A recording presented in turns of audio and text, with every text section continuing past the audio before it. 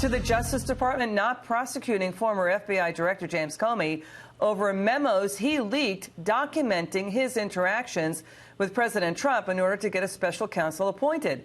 Now, James Comey passed those memos to a law professor, a friend of his at Columbia University, who then gave them to the New York Times. Let's bring in former federal prosecutor Jim Trusty. Okay, Jim, what is your reaction to this? This is not an exoneration. I mean, it's clearing the littlest of hurdles that Comey faces at this point.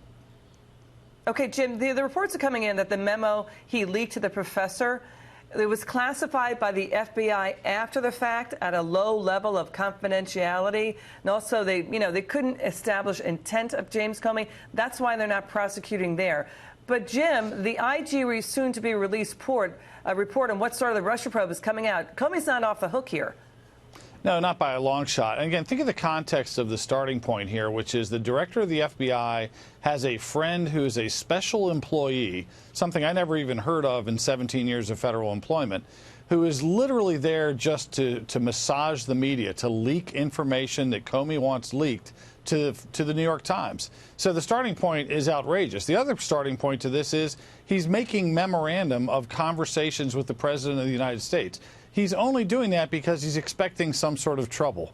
He's expecting there to be a problem, even though the president could have fired him for being too tall and be within his rights. So there's your starting point for kind of the mindset of this man. It's very different than most senior law enforcement people that I've run across over the years. And now, again, the bigger part of the probe, which is really not even the IG, but John Durham, the U.S. Attorney for Connecticut, looking into the origins of the Trump investigation. How was the FISA court either misled or not by the FBI at critical junctures, and the use of the Christopher Steele dossier and the use of Christopher Steele after he'd been fired for, of all things, leaking to the press. So there's some huge questions out there that may not lead to criminal prosecutions. I'm not sure they should, but they certainly are the types of things that we should want to see in daylight to know whether the FBI was operating within the bounds. Again and again, yes, and investigate Russian interference, but this is about the precedent of using the intelligence apparatus, the surveillance community, to spy on an opposition campaign.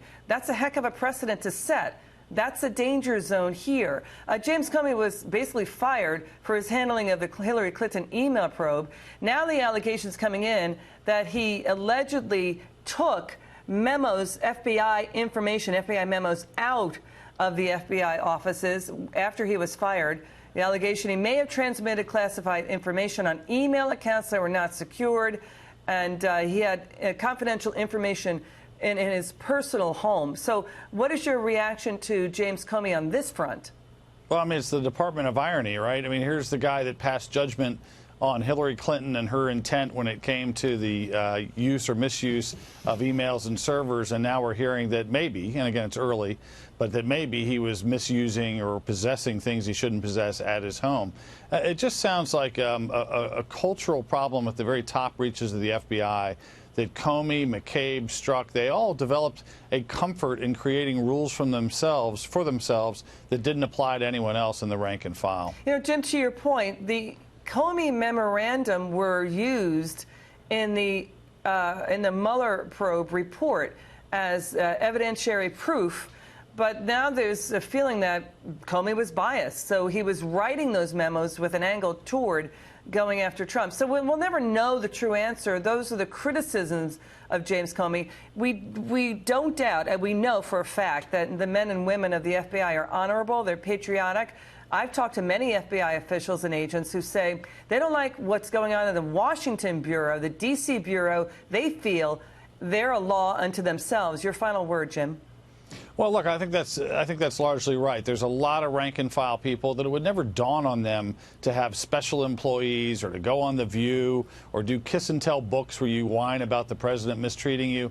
I mean, the whole culture at the very top reaches was exactly what you don't want in place for the most sensitive public corruption probes that we can imagine, looking into the president, President Trump, and looking into Hillary Rodham Clinton in 2016. You expect and deserve the best as an American citizen, and what we got was a bunch of bias and a bunch of narcissism that is still seeing daylight as we speak. Jim Trusty, thank you so much for joining us, sir. Appreciate it.